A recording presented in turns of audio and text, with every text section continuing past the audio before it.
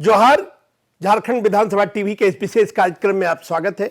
आज हम चर्चा करेंगे इंजीत महतो जो विधायक है और उनकी तबीयत खराब है। तो संविधान में एक व्यवस्था है कि 60 दिन से अधिक अनुपस्थित रहने पर सदस्यता चली जाती है, लेकिन झारखंड विधानसभा के अध्यक्ष रविन्द्रनाथ महतो ने एक पहल की और विधानसभा से उनकी अनुपस्थिति को अनुज्ञा प्रदान करी, यानी कि उनकी अनुपस्थिति को मान्य करार दिया कि उनकी अनुपस्थिति को उन्होंने कहा कि अब इसको अनुज्ञा दे देते हैं और उन्होंने आज्ञा देने का काम सर्वसम्मति से विधानसभा में करा। जबकि हमारे इंजीत महतो भारतीय जनता पार्टी के विधायक हैं और इस समय हैदराबाद में इलाज करा रहे हैं। अगर ये पहल नहीं होती तो उनकी सदस्यता चली जाती। तो विधानसभा अध्यक्ष रविन्द्रनाथ महतो ने एक ऐतिहासिक काम करने का काम किया विधानसभा में। आज हम इसी विषय पर चर्चा के लिए अपने दो मेहमानों को आमंत्रित किए हैं। हमारे साथ मौजूद है चक्षुराय जी, संविधान मामलों के जानकार, और लंबोदर महतो जी जो आजसू के विधायक हैं और संविधान मामलों के ये भी बड़े जानकार माने जाते हैं। संवैधानिक चीजों पर इनकी अच्छी पकड़ है और काफी पढ़े लिखे विधायक हैं। तो हम इनसे चर्चा करेंगे, लेकिन इसके पहले एक क्लिप हम दिखा देते हैं। विधानसभा अध्यक्ष ने किस तरह से अनुपस्थिति को, यानी 2 साल तक एक्चुअली कह सकते हैं कि वो अनुपस्थित रहे, किस तरह से उसको अनुज्ञा प्रदान करने का काम किया। पंचम झारखंड विधानसभा के निर्वाचन क्षेत्र संख्या 38 सिंदरी से निर्वाचित माननीय सदस्य श्री इंद्रजीत महतो अपनी शारीरिक अस्वस्थता के कारण सभा की बैठक से अनुपस्थित रह रहे हैं। श्री महतो का दिनांक 23 मार्च 2021 की सभा की बैठक में उपस्थिति दर्ज है। भारत के संविधान के अनुच्छेद 190(4) में यह उल्लेख है कि यदि किसी राज्य के विधानमंडल के किसी सदन का सदस्य 60 दिन की अवधि तक सदन की अनुज्ञा के बिना उसके सभी अधिवेशनों में अनुपस्थित रहता है तो सदन उसके स्थान को रिक्त घोषित कर सकेगा। झारखंड विधानसभा की प्रक्रिया तथा कार्य संचालन के नियम 317 जो सभा की बैठकों के अनुपस्थित रहने की अनुज्ञा का प्रावधान करता है, वो इस प्रकार है। 317(1) जो सदस्य संविधान के अनुच्छेद 190(4) के अधीन सभा की बैठक से अनुपस्थित रहने की अनुज्ञा प्राप्त करना चाहे वो अध्यक्ष को यह अवधि बतलाते हुए लिखित आवेदन पत्र देगा, जिसके लिए सभा की बैठकों से अनुपस्थित रहने के लिए उसे अनुज्ञा दी जाए। नियम 2 317(2) इस नियम के उपनियम 1 के अधीन आवेदन पत्र प्राप्त होने के पश्चात अध्यक्ष यथासंभव शीघ्र सभा को आवेदित पत्र पढ़कर सुनाएगा और पूछेगा कि क्या सभा इसका इच्छा है कि अमुक सदस्यों को अमुक कालावधि तक सभा की बैठकों से अनुपस्थित रहने के लिए अनुज्ञा प्रदान की जाए।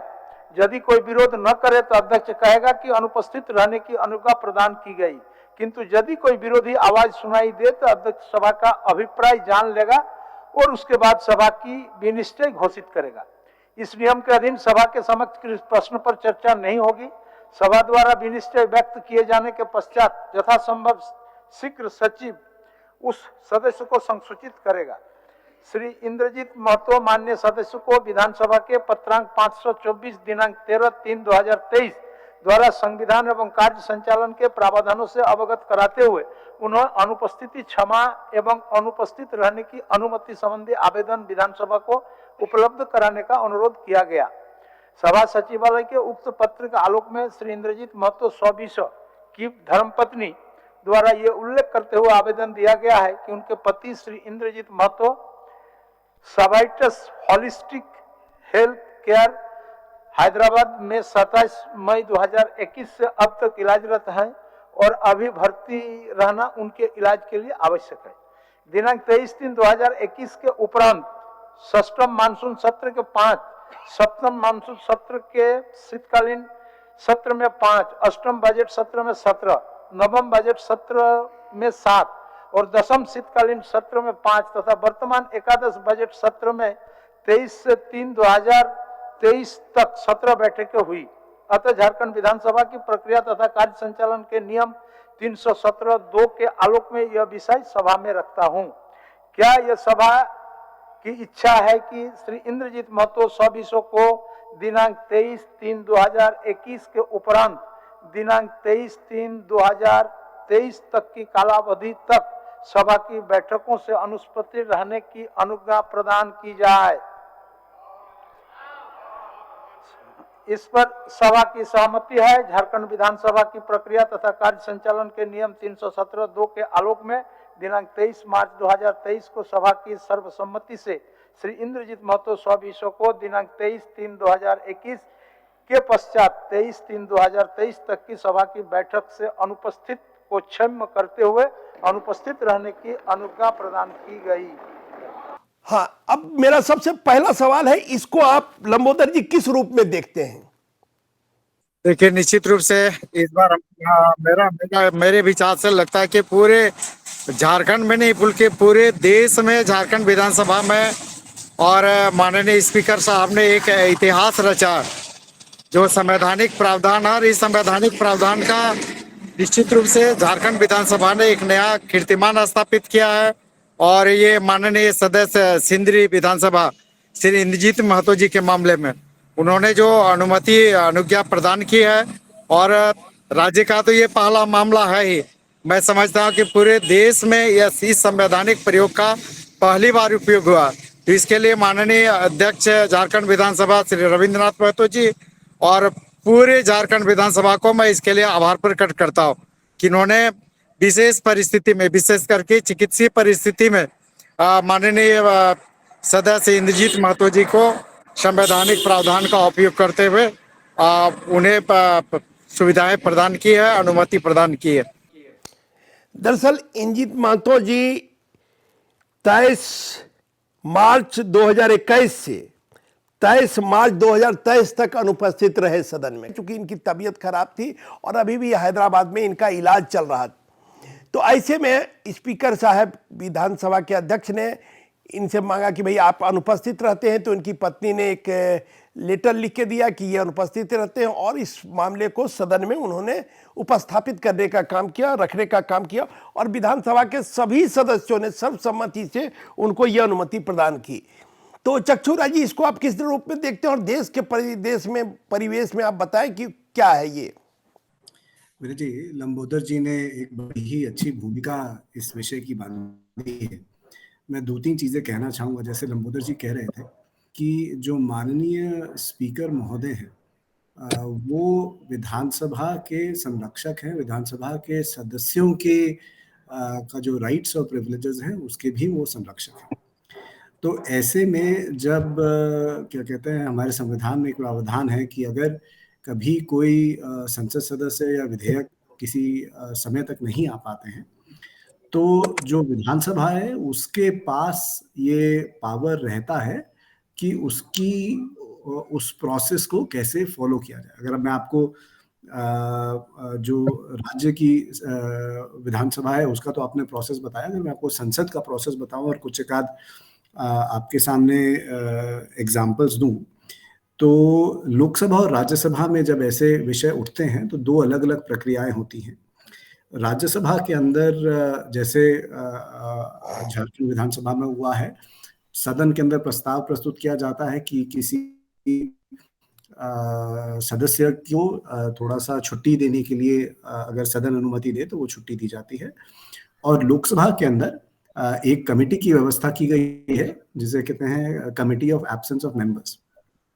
तो अगर आप उस कमेटी की रिपोर्ट देखें तो काफी सारे ऐसे संसद सदस्य हैं जिनको कि अपनी मेडिकल कंडीशंस के लिए या अपने इलाज के लिए उनको छुट्टियां दी गई हैं।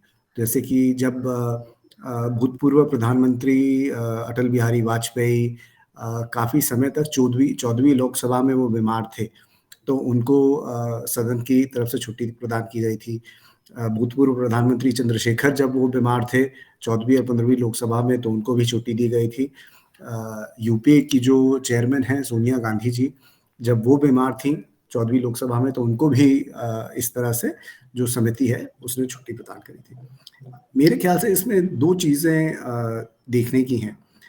एक ये कि जो ये व्यवस्था है, जैसे कि आपने भी इस बात का उल्लेख किया कि जब स्पीकर साहब ने इस पर जो पहल उठाई है एक सदस्य के संरक्षण की, तो उसमें कोई पार्टी या कोई ऐसी राजनीतिक वो नहीं है कि एक वो जो सदस्य है वो चाहे किसी भी पार्टी का हो, और अगर ऐसा लगता है कि एक जेन्युइन केस है अब जैसे आदमी बीमार पड़ सकता है, हो सकता है घर पर शादी हो या फिर कोई और समस्या हो जिसकी वजह से उस समय वो सदन पर ना आ पाए, तो उसके लिए जो ये सदन में व्यवस्था की गई है, ये एक अच्छा कदम है और ऐसे कदम राष्ट्रीय स्तर पर तो उठे हैं, बट राज्य के स्तर पर इनको पहली बार सुनने में आया है। लंबोदर जी, ये दलगत भावना से उठकर झारखंड के सभी विधायकों ने ये अनुमति प्रदान करने का तो एक बहुत अच्छा मैसेज गया राज्य में या राज्य के बाहर के भी लोगों ने कि जो अगर सही कठिनाई है, दिक्कत है, अगर किसी विधायक की तबीयत खराब है तो उसमें कोई दलगत भावना नहीं है, सभी विधायक इन चीज़ों को सोचते हैं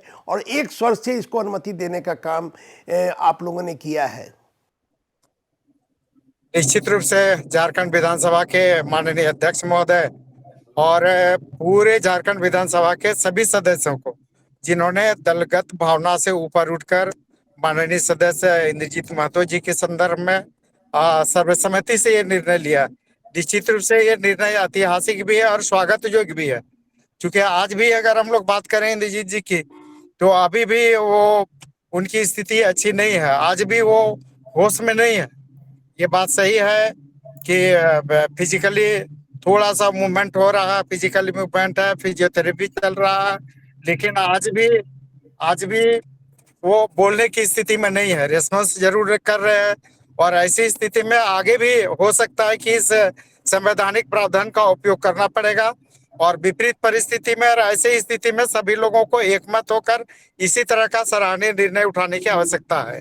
तो लंबोदर जी, आप क्या कहेंगे कि जो इतिहास रचने का काम झारखंड में रविन्द्रनाथ महतो ने किया है, उसको भविष्य में भी आगे के भी जो स्पीकर बनेंगे या जो आगे के भी पदाधिकारी पीठासीन रहेंगे, इस तरह की चीजों को लागू करते रहेंगे? देखिए, निश्चित रूप से जो संवैधानिक प्रावधान है और संवैधानिक प्रावधानों में जो प्रदत्त शक्तियां, उसका उपयोग निश्चित रूप से आने वाले जो भी स्पीकर हो, निश्चित रूप से सभी लोगों को करने की आवश्यकता है। और निश्चित रूप से अभी आप देखे होंगे कि जिस तरह से माननीय अध्यक्ष रविंद्र जी ने अपने संवैधानिक शक्ति का उपयोग किया है, मेरा पूरा सुझाव होगा कि ऐसी स्थिति में, विपरीत परिस्थितियों में, मेडिकल ग्राउंड पर निश्चित रूप से संवैधानिक प्रावधानों में जो प्रदत्त शक्तियां पीठासीन पदाधिकारियों को इसका उपयोग करना चाहिए। चक्षुजारी जी, आप कुछ कहना चाह रहे थे?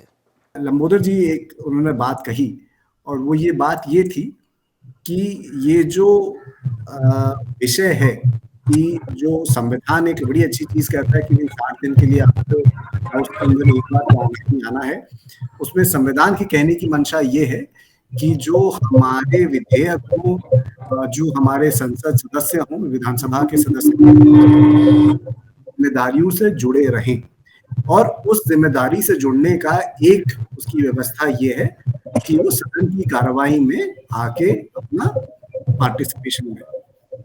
बट कभी कभी ऐसा भी होगा, और ये शायद पहली बार नहीं है, कभी कभी ऐसा भी होगा जब किसी ना किसी वजह से कोई ना कोई विधानसभा का सदस्य या सदन का सदस्य सदन की कार्रवाई से नहीं जुड़ पाएगा। तो उसमें सदन की क्या जिम्मेदारी रहती है? मेरा ये मानना है कि उसमें सदन की ये जिम्मेदारी रहती है कि हर एक उस इंडिविजुअल केस को सदन देखे और उस पर अपनी राय दे, और उसमें जो पीठासीन अधिकारी हैं उनकी ये जिम्मेदारी रहती है कि वो सदन को उस विषय से अवगत कराएं और सदन को ये सुझाव दें या सदन के जो लीडर्स हैं उनको ये कहें कि भाई ये एक जेन्युइन केस है और सदन को एक तरफ एक मत से उस पर अपनी राय देनी चाहिए, जो कि इस बार हुआ। एक केस है कि विधानसभा के एक माननीय सदस्य काफी समय से अस्पताल में है। लंबोदर जी ने बताया कि उनकी इस तरह से उनकी सिचुएशन चल रही है, तो उसमें सदन की भी ये जिम्मेदारी बनती है कि ऐसे में किस तरह से सदन अपने सदस्यों को संरक्षण दे और ये कहे कि भाई हाँ, इस विषय में जो उनकी जो अनुपस्थिति है उसको माफ किया जाए। लंबोदर जी, इस बार का बजट सत्र झारखंड विधानसभा का काफी सुचारू ढंग से चला, काफी सवाल का जवाब आया, कई विधेयक भी पास हुए, बजट पास हुआ, तो इस बजट सत्र को आप किस रूप में देखते हैं? निश्चित रूप से इस बार का बजट सत्र बहुत ही अच्छा रहा, सराहनीय रहा और काफी महत्वपूर्ण विषयों पर वाद विवाद भी हुआ, चर्चा हुआ। लेकिन एक चीज जो हमें समझ में आया कि इस बार का जो बजट सत्र था, लंबा बजट सत्र जरूर था, लेकिन इसमें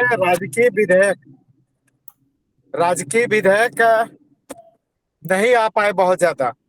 और उस मामले में अगर हम लोग देखें तो उस मामले में कि बहुत सराहनीय इसको हम लोग नहीं बोल सकते, क्योंकि मात्र एक ही विधेयक पूर्ण रूप से वाद विवाद हो पाया, चर्चा हो पाया, एक विधेयक वापस हो गया। तो उस हिसाब से अगर हम लोग देखें तो बहुत सराहनीय नहीं रह पाया। लेकिन अन्य मामलों में अगर देखें तो ये बहुत ही अच्छा रहा।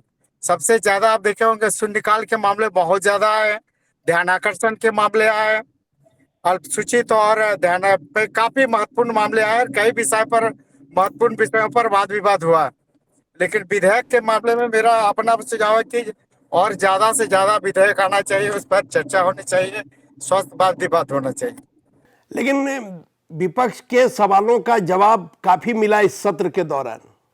हाँ, निश्चित रूप से सत्ता पक्ष और विपक्ष जितने भी माननीय सदस्यों का था, सारे के जवाब आए। कुछ जवाबों को लेकर था कि उत्तर जो है सही नहीं था या अधूरा था या असंतोषजनक था। इसको लेके थोड़ी बहुत लोगों का सुझाव था और आग्रह था कि जब भी पदाधिकारी जवाब दे, ठोस जवाब दे, सही उत्तर दे। इसको लेके सुझाव भी आए। ये व्यवधान जो होता है इसके कारण काफी नए सदस्यों को या पुराने सदस्यों को भी बहुत नुकसान उठाना पड़ता है, उसके कई जरूरी सवाल छूट जाते हैं। हाँ, निश्चित रूप से इस तरह से जब व्यवधान उत्पन्न होता है तो चाहे पुराने हो नए हैं, जिनके भी जन मुद्दे के सवाल रहते हैं वो नहीं आ पाता, या आता भी है तो ढंग से उसका अवतरित नहीं हो पाता। तो निश्चित रूप से सदन में कम से कम व्यवधान हो, ज्यादा से ज्यादा जन मुद्दे आवे, ज्यादा से ज्यादा सरकार का उत्तर आए और जो जन समस्या है उसका उचित निराकरण और हल निकले। इस दिशा में सदन में कम से कम व्यवधान हो, इस विचार हम लोग चाहते हैं कि ऐसा ही हो। चच्चू राय जी, सदन में जो व्यवधान होता है इससे व्यवधान कम से कम हो चुकी। जब व्यवधान होता है तो खास करके जो विपक्ष के नेता होते हैं या विपक्ष के जो सदस्य होते हैं उनके प्रश्न मारे जाते हैं, जो लोक कल्याण के लोक महत्व के प्रश्न होते हैं उसका सही उत्तर नहीं आता है। तो इसको किस रूप में देखते हैं? निश्चित रूप से आगे जब इस पर यह है तो चाहे सत्ता पक्ष के हो विपक्ष के हो, सभी लोगों को इस पर ध्यान देने की आवश्यकता है कि सदन ज्यादा से ज्यादा चले, बिना विघ्न बाधा का चले, ताकि जो जन मुद्दे हैं चाहे सत्ता पक्ष के हो विपक्ष के हो सभी आ सके और सदन सुचारू रूप से चल सके। और इस बार आप देखे होंगे कि पहली बार आप देखे होंगे कि स्पीकर साहब को सदस्यों के आचरण को लेकर नियमन देना पड़ा कि क्या करना है क्या नहीं करना है, किस तरह के आचरण लोगों को करना है। तो निश्चित रूप से जो इसका माननीय अध्यक्ष महोदय का जो नियमन है वो इसमें माननीय सदस्य इसका अनुपालन करें। चक्षु राय जी, चूंकि अब लाइव टेलीकास्ट होता है, सारे लोग जो विधायक हों या सांसद हों उनके आचरण को भी देखते हैं, तो अगर लगता नहीं कि मर्यादित आचरण से अच्छा मैसेज जाता? मेरे जी दो चीजें हैं। पहली चीज ये कि जब सदन में व्यवधान आता है तो नुकसान किसका होता है? तो पहला नुकसान तो जनता का होता है, क्योंकि जनता चाहती है कि अपने चुने हुए प्रतिनिधि जिनको उन्होंने विधानसभा में भेजा है अपनी बात रखने के लिए, वो अपनी बात नहीं रख पाते हैं। दूसरा नुकसान ये होता है खासकर प्रश्नकाल को लेके।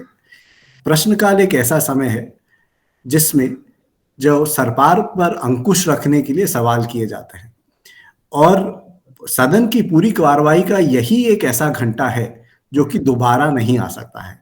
आप बजट की कार्रवाई को थोड़ा सा और शाम तक डिस्कशन के लिए ला सकते हैं। अगर आपका विधेयक में गवर्नमेंट बिजनेस में विधेयक पर डिस्कशन हो रहा था, अगर उसमें डिस्कशन में व्यवधान आता है तो उसको भी आप बढ़ा सकते हैं।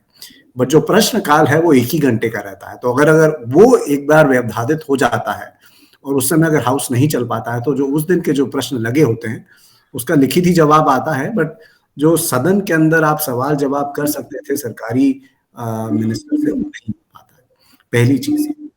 दूसरी चीज ये आपने कही कि सुचारू रूप से सदन चले तो उसका एक मैसेज आता है।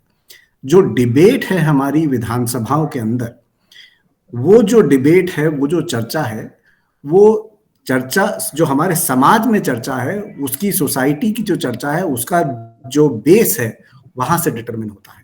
अगर विधानसभा में चर्चा अच्छी होती है, विधानसभा में वाद विवाद अच्छा होता है, लोग अपना तर्क रख पाते हैं, तो वो सब जब समाज में चर्चा होती है तो उसका भी स्तर बढ़ता है। तो अगर हम अपने जनता के प्रतिनिधियों को सदन के अंदर डिबेट नहीं करता देख पाते हैं, तो हमें लगता है कि भाई यही डिबेट का स्तर है, यही डिबेट का स्टैंडर्ड है। तो जो जब जनता लाइव टेलीकास्ट देखती है, अपने चुने हुए प्रतिनिधि किस तरह से वो व्यवहार कर रहे हैं सदन के अंदर, तो उसकी जो गरिमा है वो सिर्फ सदन तक नहीं रहती है, सदन के बाहर भी जाती है। सदन में आचरण अच्छा हो, सदन में अच्छा डिस्कशन हो।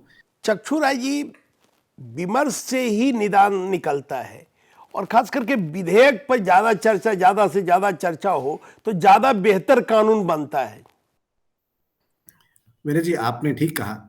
पहला, हम लोग जो जिस तरह का हम लोग का डेमोक्रेटिक सेटअप है, उसको हम लोग डेलिब्रेटिव डेमोक्रेसी कहते हैं, कि जितनी ज्यादा चर्चा होगी, जितना ज्यादा लोग किसी विषय पर अपनी बात रख पाएंगे, उतना ही सुदृढ़ उसका जो निष्कर्ष है वो निकलेगा।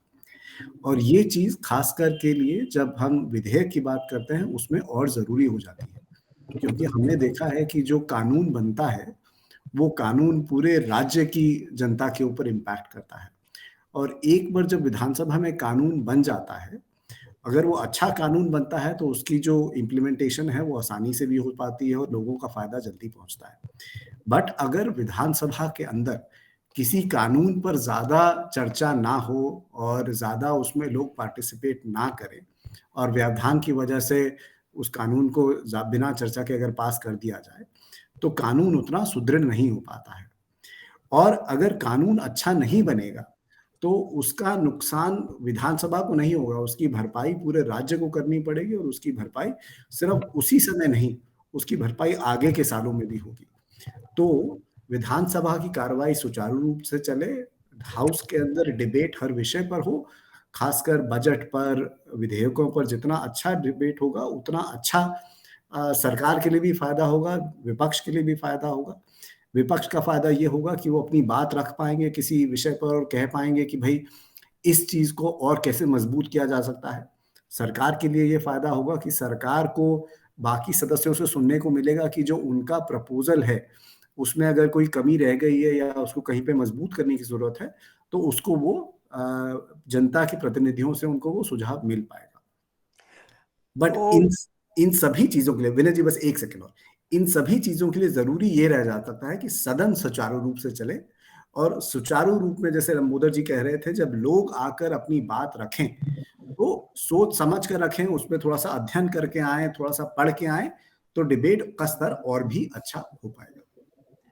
तो बजट सत्र के अंतिम दिन लंबोदर जी और चक्षु राय जी ने जिस चीज़ की चर्चा की, तो अंतिम दिन विधानसभा अध्यक्ष रविन्द्रनाथ महतो ने एक पहल की और इंजीत महतो की सदस्यता बरकरार रहे, और उनके 2 साल जो अनुपस्थित रहे हैं उस अवधि को उन्होंने अनुमति प्रदान की। विधानसभा के सभी सदस्यों ने अनुमति प्रदान की, उनकी सदस्यता अब बची रहेगी, क्योंकि कानूनी प्रावधान में है कि 60 दिन से अधिक अनुपस्थित रहने पर सदस्यता चली जाती है। तो इसके लिए पहल की स्पीकर ने अपने स्तर से, और अब इंजीत महतो की सदस्यता बची रहेगी, कायम रहेगी। आगे वो स्वस्थ हों, हम लोग ईश्वर से प्रार्थना करते हैं इंजीत महतो स्वस्थ होकर वापस आए, सदन में जनता की आवाज़ को उठाएं। इन्हीं बातों के साथ हम आपसे विदा लेते हैं। अपने दोनों मेहमान चक्षु राय जी और लंबोदर महतो जी को हम धन्यवाद देते हैं कि वो हमारे प्रोग्राम में जुड़े और अपनी बातों को रखा। हम यहीं आप सबसे विदा लेते हैं। नमस्कार, जोहार, जय हिंद।